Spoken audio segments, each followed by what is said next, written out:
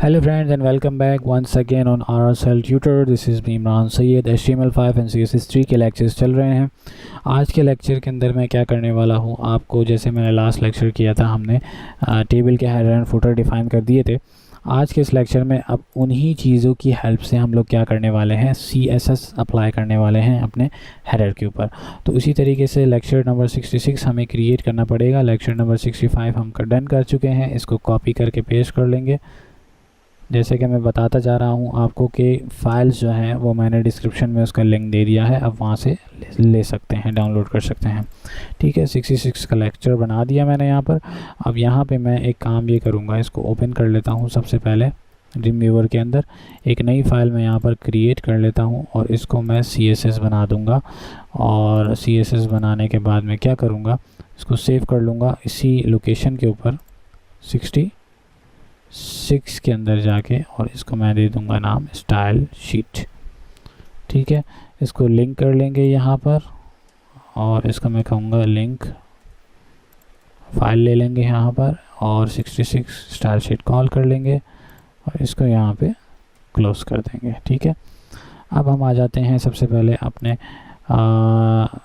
Live mode पे और इसको स्प्लिट कर लेते हैं। ठीक है, अब जैसे कि मैंने आपको बताया था कि हमने यहाँ पर डिफरेंशिएट किया था इसको completely T head, T body and T foot.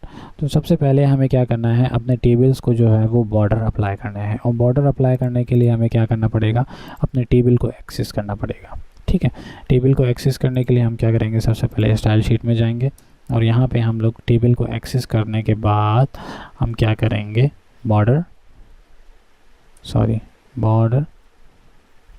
1px solid black. ठीक है, ये कंप्लीट टेबल के ऊपर बॉर्डर लग गया है। अब इसके बाद बारी आती है हमारे पास जो हमारे यानी कि ये जो सेल्स हैं इनके ऊपर भी ये 1px का जो आपके पास बॉर्डर है ये अप्लाई हो जाए। तो उसके लिए मैं क्या करूँगा, सेम इसी को कॉपी कर लेता हूँ और यहाँ पर पेस्ट करने के बाद मैं इसको कर दूँगा TD। ठीक है, TD के ऊपर लग गया बॉडी। इसी की तरह अब मैं आ जाता हूँ, इसको कॉमा लगा के टी हेड कर देता हूँ। टी हेड के ऊपर नहीं आया, कोई बात नहीं, दोबारा से चेक कर लेते हैं।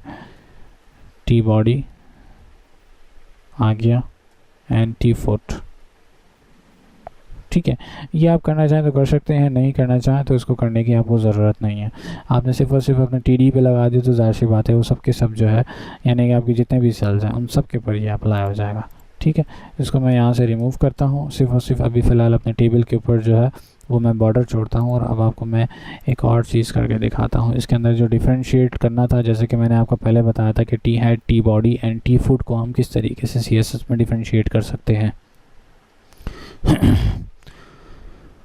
अच्छा, बहरहाल उसके ऊपर जाने से पहले मैं क्या करूँगा, सबसे पहले मैं आपको बता दूँ कि हमने ऊपर तो लगा दिया है बॉर्डर, लेकिन अब हमें करना क्या है, हमें अपने इस TD और TH के ऊपर हमें बॉर्डर अप्लाई करना है। ठीक है, इसको करने के लिए हमें क्या करना पड़ेगा, हम CSS में जाएंगे। सबसे पहले यहाँ पर TD, TH को कॉल करेंगे, उसको बंद करेंगे और यहाँ से हम क्या करेंगे, इसके अंदर ये प्रॉपर्टी लगा देंगे। तो उससे क्या होगा, हमारे जो TDs थे उनके ऊपर भी बॉर्डर्स लग गए और हमारे TH के ऊपर भी बॉर्डर्स लग गए। ठीक है, तो ये तरीका है इसको बॉर्डर्स लगाने का। उसके बाद मैं क्या चाहता हूँ, मैं चाहता हूँ कि मेरा जो हेडर है उसका कलर चेंज हो जाए और फुटर का कलर भी चेंज हो जाए। ठीक है, तो मैंने जैसे कि यहाँ पर डिफरेंशिएट किया था कि यहाँ पर टी हेड है, टी बॉडी है और टी फुटर है। तो अब मैं इजीली जो है वो टी हेड और टी फुटर को एक्सेस करते हुए इनका कलर चेंज कर सकता हूँ बैकग्राउंड का। तो बेसिकली मैं अब क्या करूँगा, यहाँ पर टी हेड कॉल करूँगा और फिर टी फुट को कॉल करूँगा और यहाँ पे मैं क्या करूँगा, बैकग्राउंड, और इसको मैं कर दूँगा ग्रे। तो ये दोनों के ऊपर जो है ना, ये आपकी प्रॉपर्टीज़ जो है वो आसानी लग गई हैं। और इसके अलावा अगर मैं चाहूँ तो इसको कर देता हूँ ग्रीन और टेक्स्ट का जो कलर है वो मैं यहाँ से आसानी से चेंज कर सकता हूँ वाइट। ठीक है, इसी तरीके से मैं चाहूँ तो अपने TDs को एक्सेस करते हुए जो है इनकी विड्थ को भी बढ़ा सकता हूँ। बल्कि यहाँ पे TD और TH दोनों लगे हुए हैं, तो मैं इसकी विड्थ को थोड़ा सा बढ़ा देता हूँ, और विड्थ को बढ़ाने के बाद मैं कहता हूँ 25px कर दें आप इसको। कम है तो और बढ़ा दें, 40 कर दें, 100 कर देते हैं, ठीक है। तो ये हमारे पास एक खूबसूरत सा लुक जो है वो यहाँ पर जनरेट हो गया है, ठीक है। अच्छा, अब एक और चीज़ इसके अंदर आप यहाँ पे नोटिस कर रहे होंगे हमारे टेबल्स के अंदर कि टेबल्स के जो सेल्स हैं इसके दरमियान गैप्स हैं। इन गैप्स को गायब करना है हमें, मतलब हमें चाहिए यहाँ पर सिर्फ एक थिन लाइन, मतलब सिंगल लाइन चाहिए, हमें ये बॉक्सेस टाइप बॉर्डर्स नहीं चाहिए। तो इसके अंदर हमें पास टेबल के अंदर जो है, टेबल के ऊपर ये चीज़ को ख़त्म करने के लिए हमारे पास CSS की एक प्रॉपर्टी मौजूद है जो कि कोलैप्स के नाम से जानी जाती है CSS के अंदर। अगर आप चाहें तो वो प्रॉपर्टी इस्तेमाल करके आप जो बीच की जो स्पेसिंग है सेल्स की, इनको ख़त्म कर सकते हैं और आपका जो कोलैप्स है वो इनके बीच में से रिमूव हो जाएगा। और इसी तरीके से अगर आपको किसी टेबल के ऊपर कोलैप्स हटा हुआ है तो आप चाहें तो उसी कोलैप्स को इस्तेमाल करते हुए दोबारा से जो है ये कोलैप्स को जनरेट कर सकते हैं। तो बहुत ही आसान तरीका है। सिंपल आपने क्या करना है, अपने टेबल में जाना है और यहाँ पे आपने लिखना है बॉर्डर डैश कोलैप्स, ठीक है।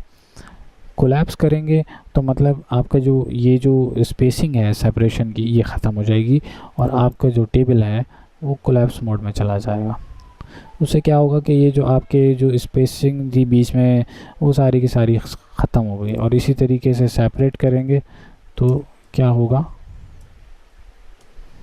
ये सब के सब सेपरेट रहेंगे, ठीक है। तो यानी कि सेपरेट जो है वो हटाने के लिए है और कोलैप्स जो है वो स्पेसिंग को ख़त्म करके इनको मर्ज करने के लिए है, ठीक है।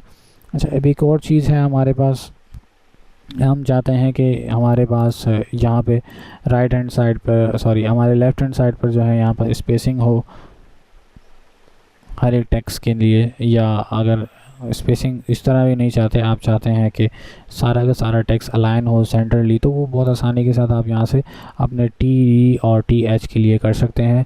और अगर आप सिर्फ बॉडी के लिए चाहते हैं, जैसे कि हमने बॉडी को सेपरेट किया था, तो हम यहाँ पर T बॉडी को एक्सेस करके उसके ऊपर भी प्रॉपर्टीज़ CSS की अप्लाई कर सकते हैं। किस तरह से करेंगे, टेक्स्ट अलाइनमेंट सेंटर कर देंगे तो ये सारा का सारा टेक्स्ट जो है वो हमारा यहाँ पर अलाइन हो जाएगा सेंटर के अंदर, ठीक है। इसी तरीके से मैं चाहूँ तो अभी इसको थोड़ा सा लुक दे देता हूँ अपने पूरे पेज को, इसके विड्थ रख देता हूँ मैं 800px, मार्जिन 0 एंड ऑटो, ठीक है। इसको मैंने सेव कर दिया। अब इसको हम लोग ब्राउज़र के अंदर चेक कर लेते हैं रिफ्रेश करके। ये 65 है, इसको 66 कर देते हैं। तो ये हमारे पास एक खूबसूरत सा टेबल जो है वो हमने जनरेट कर दिया है अपने CSS को अप्लाई करने के बाद, ठीक है। तो उम्मीद करता हूँ कि ये CSS की जो प्रॉपर्टीज़ मैंने अप्लाई की हैं ये आपको समझ में आ गई होंगी कि इनको यूज़ करने का तरीका क्या है अपने टेबल के ऊपर। एक छोटा सा लेक्चर था, कोई इतनी बड़ी चीज़ नहीं है, बहुत ही आसान चीज़ है। अगर फिर भी कोई इशू होता है आपको तो वीडियो में कमेंट कर दीजिएगा, आपको मैं ज़रूर रिप्लाई करूँगा। इसी के साथ फिर अब नेक्स्ट लेक्चर में हम लोग अब मार्जिन्स के ऊपर काम करेंगे कि सेल के अंदर जो मार्जिन है, यानी या सेल्स ले लें, कॉलम्स ले लें, रोज़ ले लें, उसके अंदर मार्जिन्स के ऊपर किस तरह से काम कर सकते हैं। तो ये मैं आपको अब नेक्स्ट लेक्चर के अंदर बताऊँगा कि ये चीज़ हम किस तरीके से कवर कर सकते हैं। तो मिलते हैं नेक्स्ट लेक्चर में, तब तक के लिए अल्लाह हाफिज़। और काइंडली अगर आपने चैनल को अभी तक सब्सक्राइब नहीं किया है तो प्लीज़ काइंडली चैनल को सब्सक्राइब करके बेल आइकन पे क्लिक कर लीजिए, ताकि आपको आने वाली हर एक नई वीडियो का नोटिफिकेशन ईज़िली और जल्द से जल्द मिल सके।